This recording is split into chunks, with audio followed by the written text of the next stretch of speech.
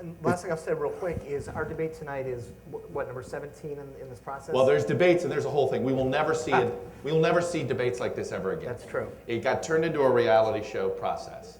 I do think I was an advocate with the with all the candidates and campaigns and would have worked with the parties.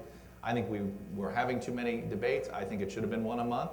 I went to the RNC and was one of these. I say, look, if other media won't say, we will publicly come out and say, fine, we will work with you on a one-a-month plan. It's what the Democrats didn't know for. It's what should have been done this time. And I think the debates have done as much to take away from retail campaigning as some of these other things. And I think 4 years from now, we will see more of a controlled process because the amount of time that puts into debate prep takes away from candidates actually campaigning.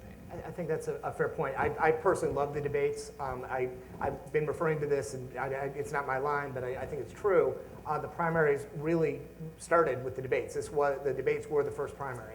And they have done more to shape Newt Gingrich, who, when he began his surge, still did not have a lot of money, still was not running a traditional campaign with the stops he was making, but people were drawn to what he was saying in the debates, and that's where his surge began.